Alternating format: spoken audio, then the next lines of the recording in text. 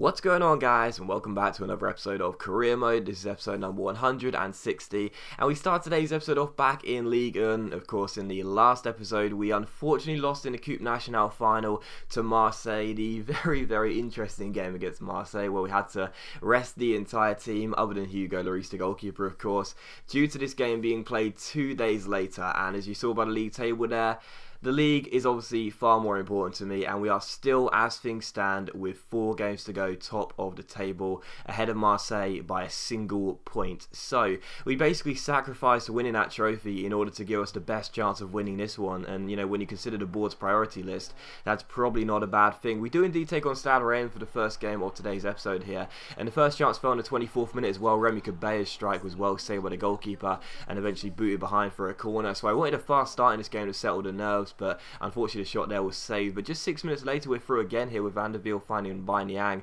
and a right winger plays it through towards Lacazette, and a former West Bromwich Albion teammates link up here. Lacazette takes on Thuram down his right hand side, beats him with a burb spin, then cuts inside of a roulette, then a heel flick, then a good strike, but the goalkeeper I think probably should have saved it. Lacazette does open the scoring with a very nice goal, but the shot was pretty much straight at the goalkeeper.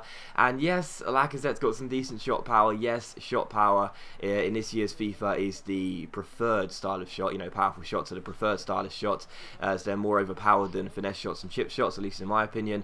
But regardless, I still think the goalkeeper should be stopping that at the end of the day. It's pretty much straight at him, but he doesn't. It goes off his hand and into the side of the net, and it's PSG 1, Stade Rennes 0. So we take the lead in this game through Lacazette, and in the 45th minute he almost doubled the scoring, but this time the goalkeeper did prevent him, and he turns it behind for a corner. So he's still 1-0, and 2 minutes after the restart in the second half we come forward again, and Niang crossing the ball in. It goes up in the air, Higuain goes for the header, and unfortunately for us, as I thought we might have opened a score in there as Higuain went up for the header, the referee stops play and Gonzalo Higuain has to be taken off the pitch because he has got an injury and is going to be out for 8 weeks. So around 2 months, and of course that does now mean he'll be out for the rest of the season. So gutted about that. There's no more Higuain in our PSG squad, at least not for the rest of the season until next year. So that's a real shame as Ibrahimovic comes on. Higuain ruled out for the rest of the season. He'll miss the final run-in and he'll miss the Champions League final. So he's our best rated striker at 87. I know he's been inconsistent for me. He's been a bit of a,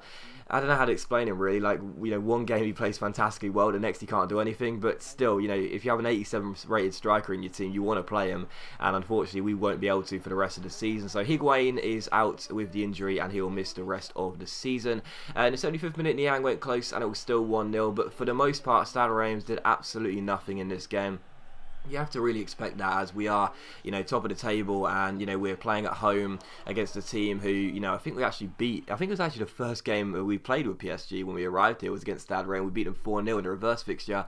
But they didn't really do anything. They didn't threaten, they didn't attack much, and it was actually really interesting too because they have a striker called Depreville, who is currently their top goal scorer in the league, and is the top goal scorer in the league. Confirmation of Higuain's injury, out with a dislocated shoulder for 8 weeks. Depreville is the top goal scorer in the whole of Ligue 1, but he was really quiet. Like, he did absolutely nothing. He did nothing to suggest that he should be top goal scorer in this division. So that was really interesting. I was thinking that maybe it would be quite a hard game for me to defend in, but no, he was absolutely, you know, it was just completely anonymous, did nothing. But still, we took on SM Kane for the second of 3 games in today's episode here. So taking on Kane, sitting in 11th place. That's probably a terrible pronunciation, but regardless, again at home, again at Parc des Princes, again with a really strong lineup, fancying our chances of winning this game. There was only 2 changes from the team that started against Reims, which was Verratti coming in for Coulomb, who was a little bit tired, and also Ibra, of course, starting ahead of Higuain. So for the rest of the run-in, I'm probably going to go ahead and do that. You know, I know there's a few options I could play up front, including this guy who scores again,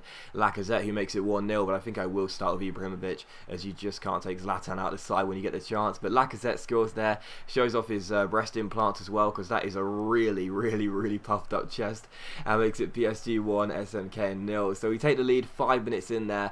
The corner came in, and it looked as though for all the well that the away side were going to simply get the ball away there. They had 2 chances to head it away, then a man falls over and it falls straight to Lacazette, who smashes it in. So terrible defending, and we do take the lead. And in the 26th minute we also double the lead. Again, it's a corner, this time not as comical defending. It's quite a simple header in the end for Laporta, who gets his 2nd goal since arriving in January. I have to say, been really impressed with his signing. Again, I didn't really really know too much about him. Haven't obviously owned him in career mode before, but I got a lot of recommendations for him. He's a really solid defender. He's 85 overall now. He's grown a rating since coming in, and he's only 24, I think it is. So he's still got a lot of years to grow as well. So he's been a great signing for us, and £20 million quite expensive, but a good deal. And he makes it 2-0 there.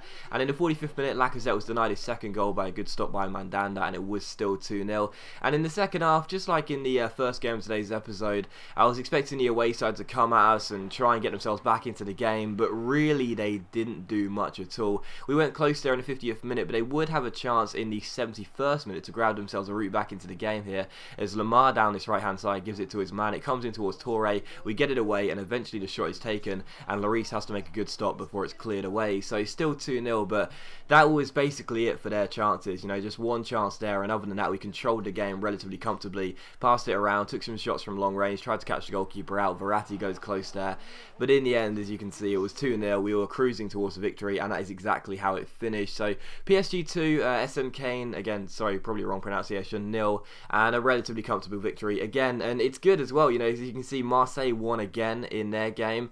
Marseille just have not slipped up this year. We've mentioned it a couple of times now. They just have not slipped up. They've kept up the pace with us all through the season.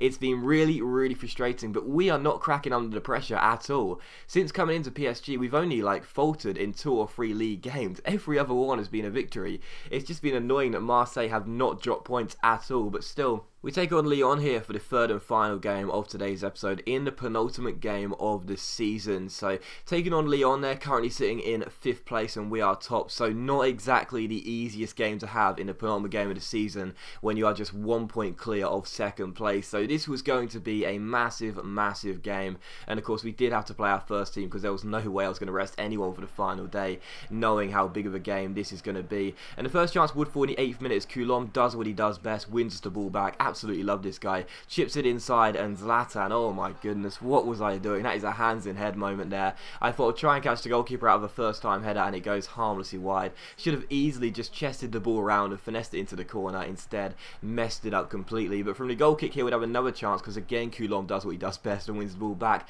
heads it forward. Lacazette finds Ibra, and this time he does use his feet, but the shot goes wide. So 2 bad misses with Ibra there, of course both my fault, and it was still goalless. But in the 15th minute here we had to see Lloris make a fantastic stop to deny Yatara. That's a brilliant save by our goalkeeper as he keeps it goalless. So still Lyon 0, PSG 0, and in the 20th minute here Zlatan's on the ball again and slides it through towards Coulomb, having a great start to this game. Down this right hand side, the number 40 takes it around MTT with a great show of strength, and he almost catches the goalkeeper Lopez out as well. Unfortunately though, it does go into the side netting, and it is still goalless. So going into the second half and 5 minutes after the restart, still 0-0. Of course, didn't know what Marseille were doing, but you know, obviously expecting them to win as they always seem to do so. So still 0-0, and 40 minutes before the end, Lloris again has to make another good save as Digne turns the ball behind for a corner after his parried save there. So still Lyon 0, PSG 0 in a really tense affair. I just didn't feel in control in this game at all, was not feeling comfortable, and Yatara almost opened the scoring from Lyon there from the corner. Thankfully for us, his header goes over and behind, so still 0-0. And honestly, coming into this game, you know, of us being on a really good run in the league, expecting to win as per usual because we're, you know, just so close to the league title, can't let it slip now. It was Lyon who were playing, you know, in my opinion, better in terms of possession. The shots they were having looked a lot more, you know, ferocious, I guess, really. And I just wasn't really doing the job. In the 55th minute here, Niang goes down this right-hand side. A great chance for us as he has to base to beat Fofana. Gets himself inside. Can he squeeze it in from a tight angle? Unfortunately not. It goes just wide that far post and behind for a goal kick. So still 0-0. And 22 minutes before the end here, it was still goalless. I made a triple substitution. And as Niang crosses this free kick in towards the centre, Ibra's header goes just wide and behind. And it was still goalless. And it looks as though we were going to slip up with just one game left in the league. But in the 85th minute here, as Lavetti wins the ball off the bench, he slides it through towards Mbaye Niang. And Niang, well, it just had to be, didn't it? The boy, my boy, Mbaye Niang, the danger man, makes it Lyon 0, Paris Saint-Germain 1. And when we need him to step up, how many times in this series for West Bromwich Albion did Niang deliver when we needed him late on in the game, in a massive game? He's done it here for PSG, the penultimate game of this season, the score at 0-0. Looked as though we were going to tie and lose our lead at the top of the table going into the final day. What a disaster that would be. And Niang smashes it in from a tight angle, beats the Portuguese goalkeeper Lopez, hits it inside the far post and makes it 1-0 to Paris Saint-Germain. So It took an awful long time for us to get the goal that would surely win us the game, but finally we did, and it came through Mbanyang. Absolutely delighted, and the relief on my face was just so clear. I mean, it was absolutely outrageous, as you can see Leon going close there in stoppage time, the shot goes over.